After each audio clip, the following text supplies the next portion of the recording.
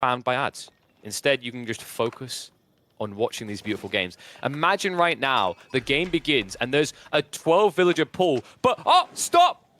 I just got rammed in the face with an ad about Mercedes cars and I don't even drive yet. That's what can happen to you. Don't let that happen to you. Instead, catch every single game either here on YouTube without any impediment to your viewing experience. And well, first thing I am viewing, which is very important here, Avil is building a wooden fortress in the Kremlin Gremlin meta.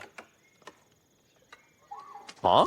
Ooh, interesting idea. As a reminder for folks watching this on YouTube, we are in the second round of Golden League, so the settings are as follows. Everything is standard, excluding the fact that you start with 12 villagers, so you have a much more accelerated start. And this is actually an interesting way of approaching the ruse here. That wooden fortress, that's going to skyrocket your lumberjacking income here in Dark Age, and we talked about this, KP. Doing this will allow you to possibly play double docks ruse and just spam out fishing ships much faster, have an insanely rapid escalation for that food income. It is a really cool idea. And this means that he doesn't need to go for the Kremlin. It does mean he's forfeiting the militia, though. And one cool thing now GA can use to his advantage here, he can manipulate this factor. If he sees his opponent has done this and he doesn't now go for the Kremlin, GA can go for the Kremlin himself. And all of a sudden, if you do militia plus knight, if you play a little bit of land to your naval balance, I think Avil will be at a disadvantage. Yeah, this is a very interesting start indeed for Avil, because the thing I thought Roos would play here is just go heavy on the wood, and as we see HRE do this in the regular 6 villager settings on this map, just go very heavy on the fishing eco. But what Avil is doing over here is just boosting his lumberjacking income even more so. So he's going to have a faster buildup of fishing eco, and as you said, he's forfeiting the militia, but it actually makes me wonder whether we're just going to see him use that extra food income to rush Castle Age. Maybe even go Golden Gate, sell some wood, rush Castle Age, and then just play for map control.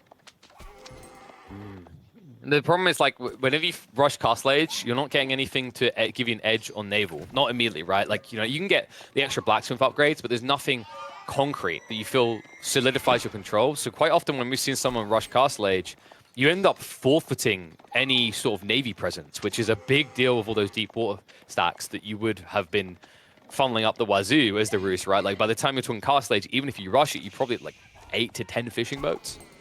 Yeah, one thing to consider here though is that Avil is going to be fine with that for 2 reasons. A, he's going to have a better wood income at the beginning. If we actually quickly switch to the wood income per minute, that should show already. Obviously, there's 15 to 10 villagers when it comes to the lumberjacking income, but look at that. That's the big difference. That could show in the amount of combat ships that Avil has that he can defend himself with. And second, he's playing ruse, so if he sees a lot of aggression from GUA, he can always convert some of his fishing ships into combat vessels, and that could easily protect his fishing eco until he gets to Castle Age. So that's part of the reasons why I'm actually pretty intrigued by that option over there for Avil. We'll see if that's going to be the case for him. Oh, interesting. Avily's gone for like a different approach. Like usually most ruse players will stick 2 to 3 fishing boats on each of the deep water fish. But if you check Avily's water side, he's actually spread them out. Gone full OCD here. 1 fishing boat to 1 site, guys. We need to sustain the wildlife.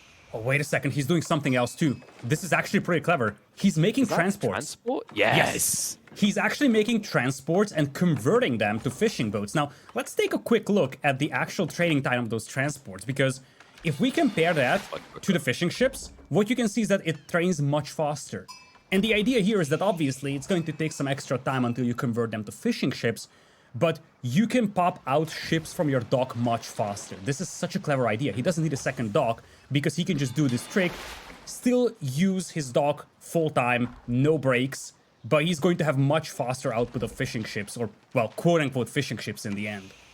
It is more expensive though, right? Because I think you're paying an extra 25 wood in total. But it then comes down, like, does he feel like the difference in idle time, like, makes up for it? I'd be curious to see, like, a fleshed out maths, you know, cooling Age of Noob, or someone else who wants to go deep in the numbers. If we could kind of actually get a deep dive on that. Because I have a feeling, like, it doesn't quite work well. I think the way that I like the idea of the transpo ship play is if you want to convert military vessel wise, right? If you're going transpo into fishing boats, I don't think you save resources. I think it kind of costs you more. Yeah, but don't forget, he's playing with the wooden fortress on the wood, so he can actually afford that compared to GUA, and it seems to work, because there is a 5 eco lead for him. So, based on this game specifically, this actually is a functional approach. I would normally agree, but it's the Golden Gate that I think makes it a bit more complicated. Like, I'd love to discuss this with Avil at some point, because I think by going Golden Gate, it's better value to not convert the ships the way he is, simply because you can... Like, usually the logic is you're trading wood for food in this transport ship into fishing boat conversion, right? It's more efficient that way. But you now have the ability to trade tickets, gold and food-wise. So you have that kind of flexibility eco-wise. I wonder, like, if Avely is thinking of something like that fast castle or theory crafting earlier, it might make a bit more sense. It could just give him the ability to push an additional dock close to GOA's base and actually afford units out of it, and that might be why he's gone for this build.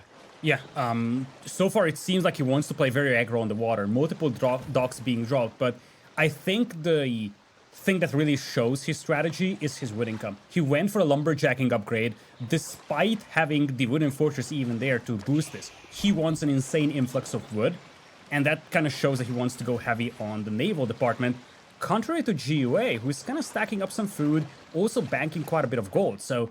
If anyone, it's probably GUA who goes for that fast castle, semi-fast castle approach.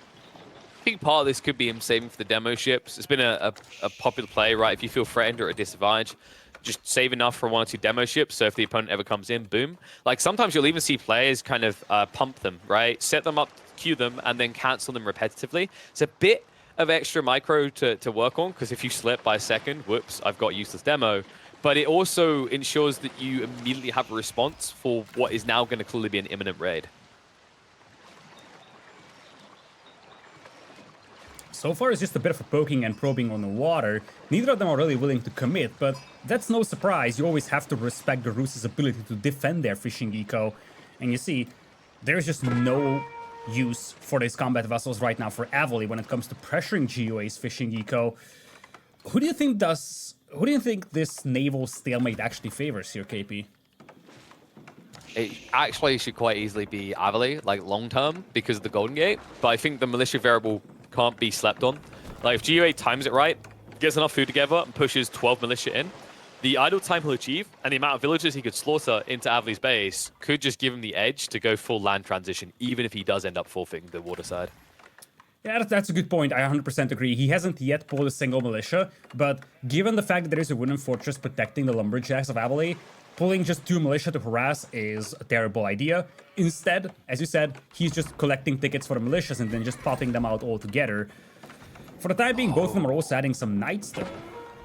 Yeah, but I'm just noticing the comps they've both gone for, and I slightly favor GUA's here. He went demo ships, Avely didn't. Avely does have the archer ships to protect, but if GUA is up to the task, and I'm sure he is, the extra micro level of kind of hostage taking your opponent with these demo ships, always threatening them but never committing them, he could just force Avely to keep retreating with springwood ships and pick them off on that retreat. So that's someone I'm going to be keeping an eye on. I think actually Avely, with this play, should now force GUA to amp up his springwood count, at which point I'd love to see him himself as the Green Roost player add in at least 2 demos to counter the play coming your way. Yeah, at the very least, you need 1 or 2 demos to try and trade those off against GUA's ones. Because as you said, if you don't have a single demo, you're being held hostage by the player who has. And if you have just 1 or 2, you can at least send those in and try to trade those off. But for the time being, as you said, it has to be a retreat from Avely because he simply needs to respect those demos too much. GUA trying a little flanking maneuver even with that demo. But for the time being, he's playing a very defensive game, knowing fully well that Avely cannot commit with those demos being nearby. Yeah, and Avely has to be very careful in this area because he hasn't got any fishing boats around, which means his scouting vision is lacking in that area. So GUA could easily get around the back of the demo. Speaking of things getting around the back, we are now seeing the knights start to arrive in the base. GUA, I wondered when he was going to reveal this. I think he waited until they had like 2 or 3 in the field to go for the play. I think he's already on double staples, perhaps. I like that he delayed it. 1 knight can be a little bit annoying, but if you just go 1 knight, your opponent gets an opportunity to react, as he is now doing. If you bring in 3 like this, Avely can get stung for it. Yeah, it's interesting because Avely did scout the stables, so he knew fully well that there were knights coming from multiple stables actually, but as you said, with the 3 knights approaching just now, it's much easier for Avely to counteract this, but there's a distraction over here, so you gotta be careful, you gotta face... he's not noticing the villagers being slain. Yeah, he's distracted by the demo ships because he always has to peel back like this. This is great micro by GiveUA, just outplaying his opponent by milking an advantage on land, even now adding in horsemen just to ensure he has the mass to kill. Demos. Exactly. Oh! The pushback should be coming in. Archer ships, heavy hitting, brilliantly done. So GiveUA doesn't find impact there.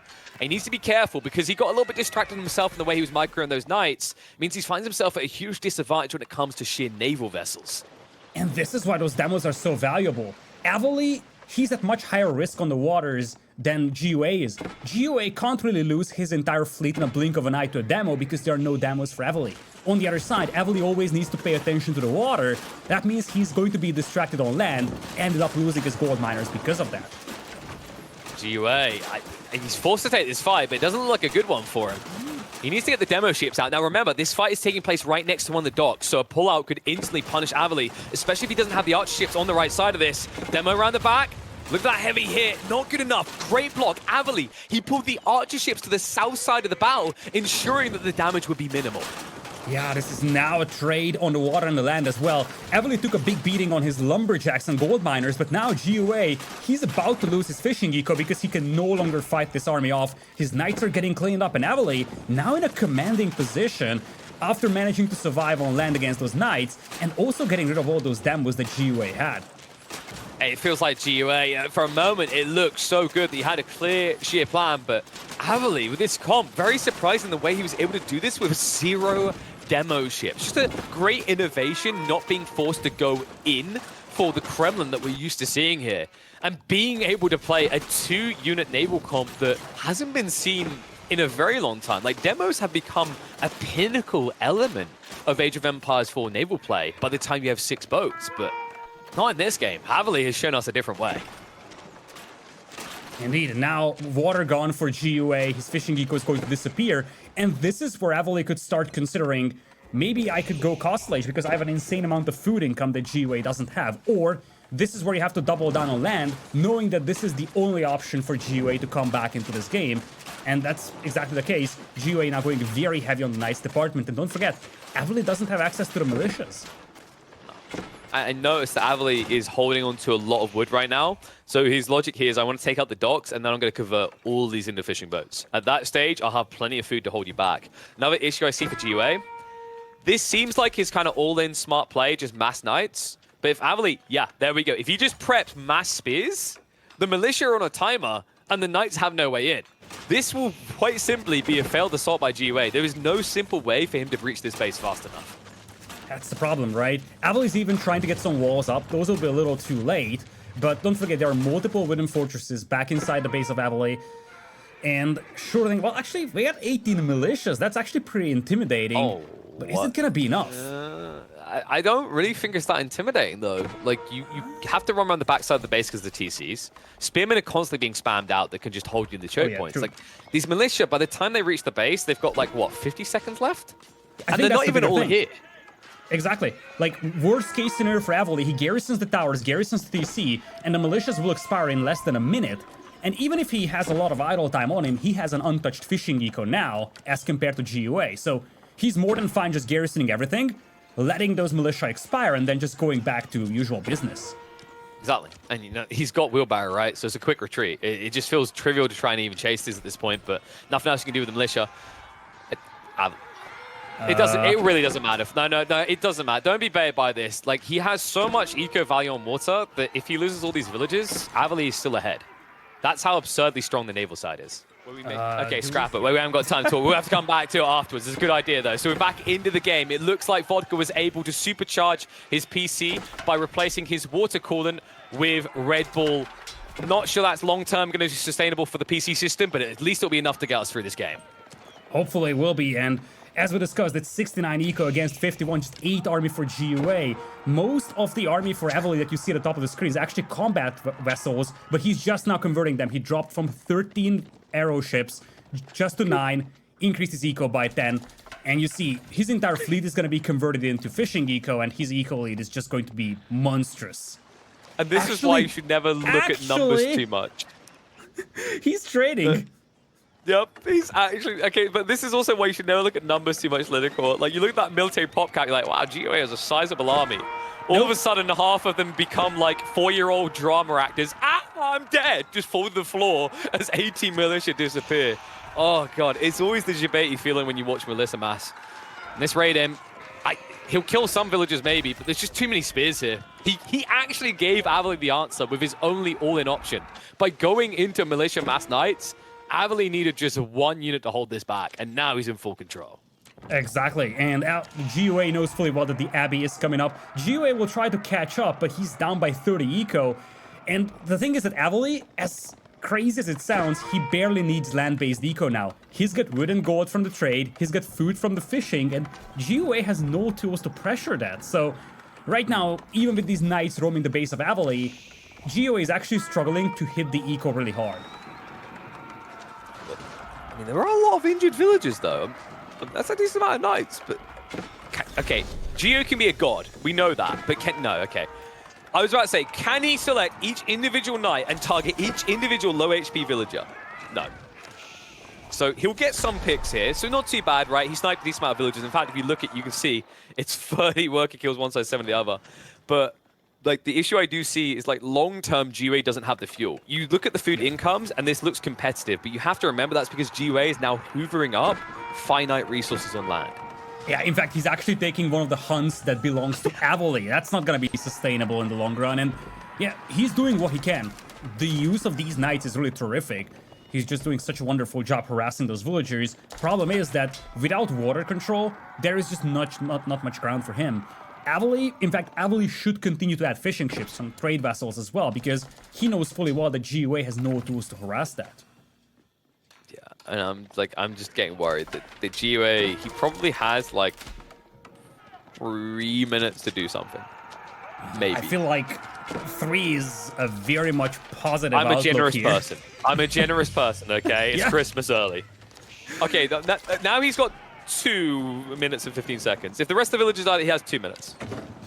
Yeah, I feel like we are talking about a minute at maximum. These knights, they need to make something happen, but it's gonna be damn difficult. Especially because 2 of those knights are next to being dead. Now we have crossbows out on the field as well for Avil, so these guys won't last long. And once again, there's just nothing for GUA on land to stop this with. And now if you look at Avil, his army isn't super shiny either. It's mostly just spearmen and crossbows, but it's still better than what GUA has. And also, hear me out here. If Avil simply just kept pushing spearmen infinitely, I still think that beats horse archers. I still think he loses.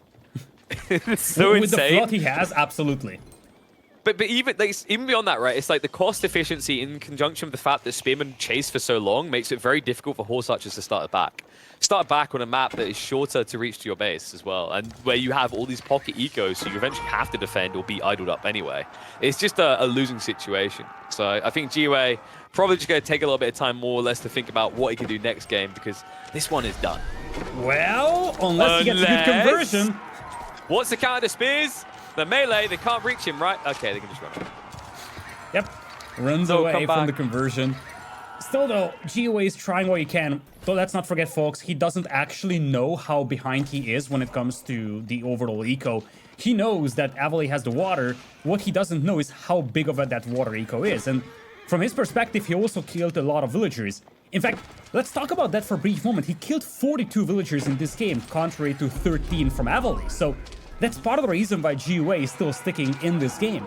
He thinks he has done enough eco damage.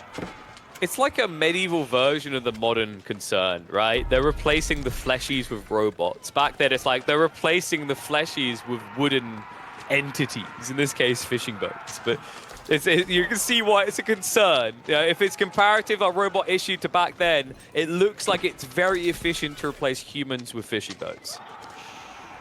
Avil is going to have to start pivoting into something else. He's going to go for horse archers himself, realizing that GUA is slowly building a nice mass of horse archers, and that's going to pick apart the spears. And if GUA can take cost-effective engagements, that's going to offset some of the eco deficiencies that he has. So Avil still needs to respect GUA over here. He needs to make sure he doesn't just get picked apart by those horse archers.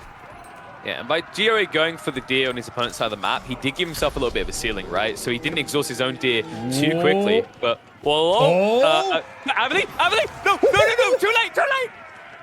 That's big! That's huge! Avil still has a force, but most of it is spearmen, and he's now facing horse archers. We once again have some knights, and for whatever reason, we have a bunch of lumberjacks out here ready to be slain. This game might not be over, actually. This is definitely not the lumberjack fantasy I had in mind, but definitely a fantasy come true for GiveUA. The wall followed up by the butcher and the villagers and a pushback. Avil clearly getting gluttonous with his position, trying to restrict the map. Instead, is going to be boxed out and slaughtered. And despite the fact he still has the eco lead due to the water side, that can only get him fish and gold. Wood, stone, you need those two. It's going to have to come on land. Luckily for Avil fans, he has managed to stockpile a bunch like a beaver. Yeah, he also has wood income from the trade, so that's going to help a lot for him. But yeah, still, his army's mostly just spearmen. He's slowly mixing in horse archers, but GiveUA managed to yoink a bunch of his units, still has a decent amount of horse archers. And the thing is that once you actually have some land presence for GiveUA, you should probably consider trying to threaten the water. Even if you just contest it a little, you can't let Avil sit on an untouched water eco. GiveUA is doing a great job collecting relics, by the way, so that's going to offset some of the eco deficiencies. He also has managed to scatter a bunch of hunting cabins all across the map. So he's going to have some passive gold income from those as well. But he still needs to cut into that eco deficit on the water as well. I think maybe I'm undervaluing the trade. Did we ever check how much those trade ships are giving? Because I'm actually curious. 140 per trip for both wood and gold. Okay, so wood is kind of okay. I'll take that back. Yep. The wood is fine. But, you know, I still think that this is a bit deceptive. Like, if you look at military eco, you just, oh, Ali's going to win. But you have to remember that, like, he has 7 Smrill ships and 2 archer ships, right? It's like his military pop cap isn't as big of a lead as it seems at first. Long term, I definitely favor him. But in the last 2 to 3 minutes, like, GiveUA is definitely edging back a few percentiles in favor of him. Absolutely. And one of the things that you should keep in mind is that when it comes to the naval trade, your resource comes in larger batches rather than having a very consistent flow of resources. So you are having spikes of resource influx, and that could actually have problems. Well, that was a little sketchy. He's like, hey, you donate units to me, let me donate them to you. Where's your relic at? I'll walk into it. Hey.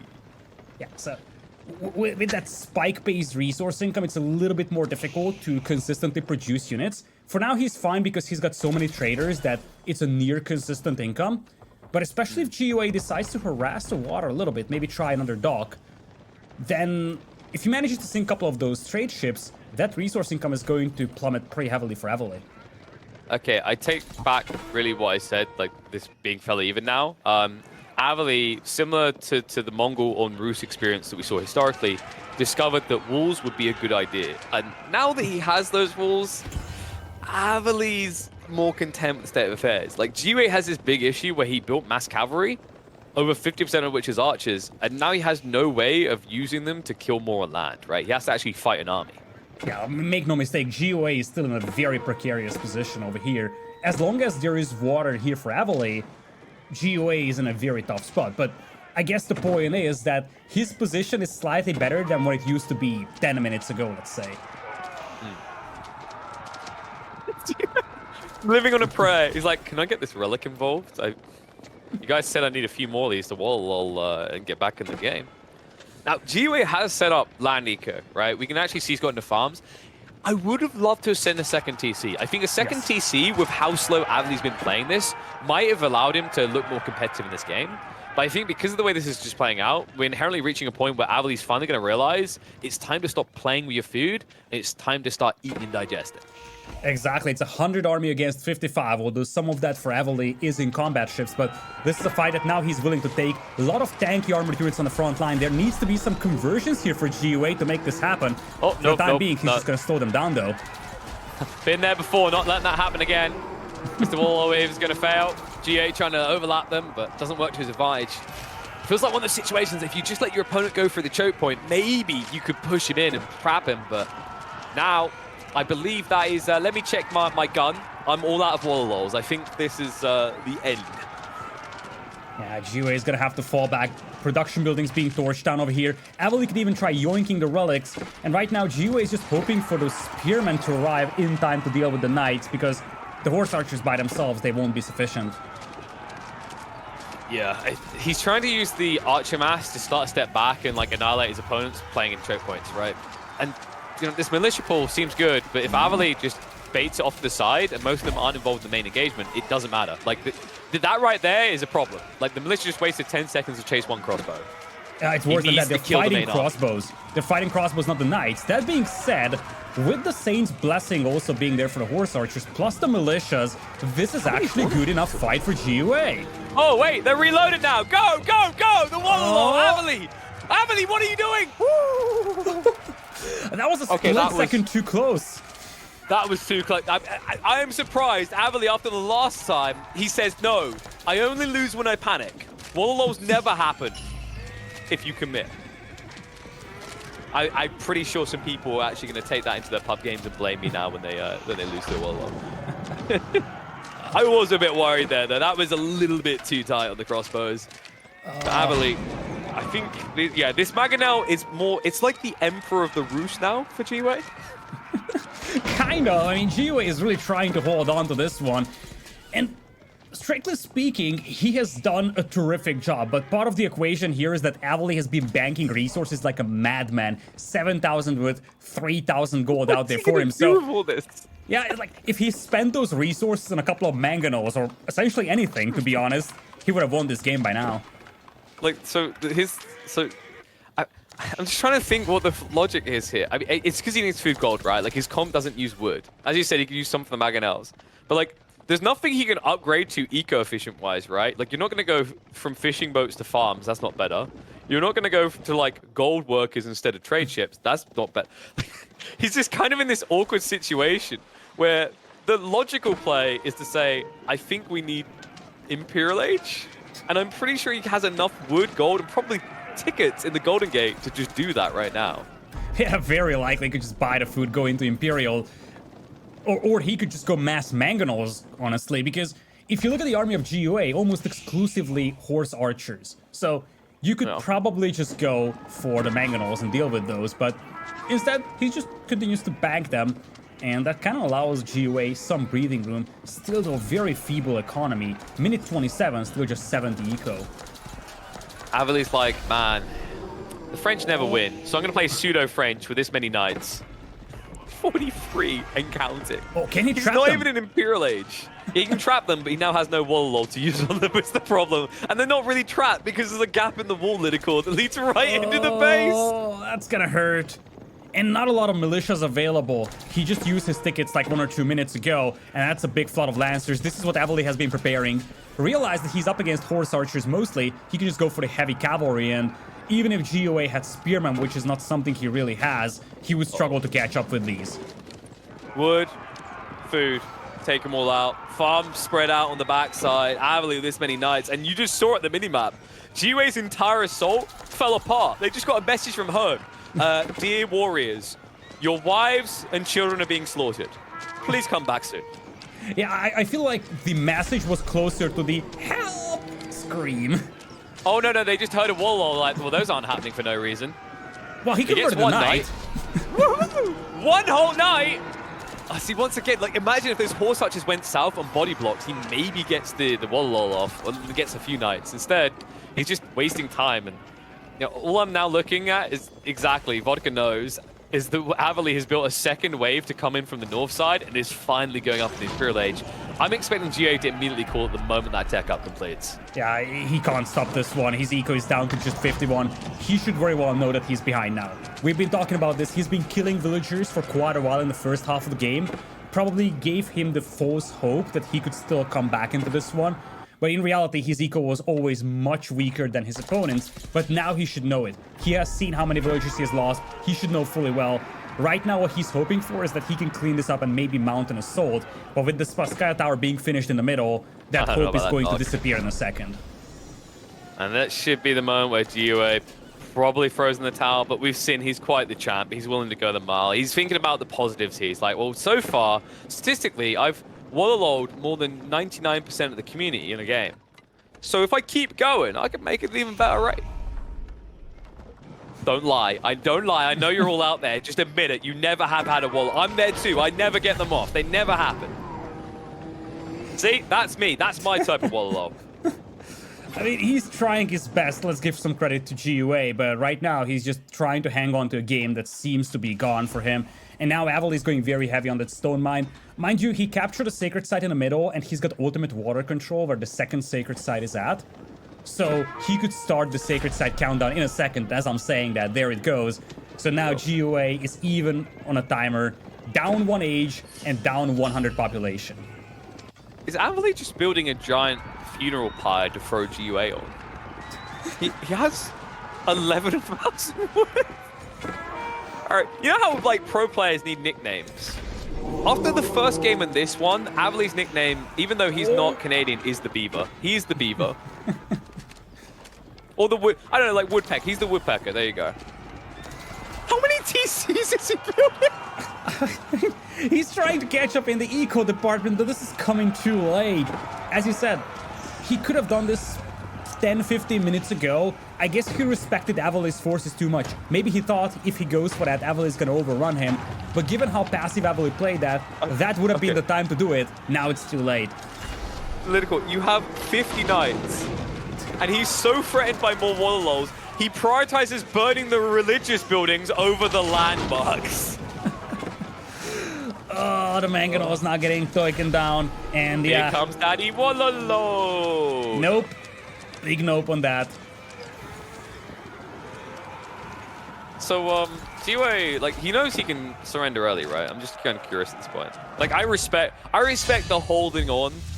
There we go. But there is no holding on. You are on free fall now. GG would get called. So Avily able to even it up means that this series will be going the distance. Love the game here really by Avily, and it actually came down to the fact that GUA wasn't able to get enough demo ships into the second engagement. Because that's where it really started snowballing. You look at the raw villager count, you see very low numbers, but this is only villagers. This doesn't have trade ships, this doesn't have fishing ships involved. So it's very deceiving. If you actually look at the overall resources gathered, that should have it. And yeah, there you go. I don't think that this has traders either. It says economy count, but we have way better economy throughout the entire game for Avily. So this is also a little deceiving. It's also like the economy count, does that not do it on a raw number instead of pop cap? So like fishing boats, like, yeah, so like the fishing boats are more efficient than one villager, right? So like these charts are incredibly deceptive. Like in my games, when the charts look like this, the outcome is, yes, the person with lower bar is going to lose, but not in an Avily game. No, in an Avily game, he cruises on through. It took quite a while to close this one out. You know, credit to both players. I think Avily was maybe in some ways playing a bit safe, and GUA, honestly, he was just channeling his full anime mode, right? He was at the end of the episode. It looked like he should lose the fight. And then out of nowhere, he's like, power of friendship and the power of Wallows. Almost works out, but sadly, we didn't get the massive army conversion that I think we're all still biting the bit to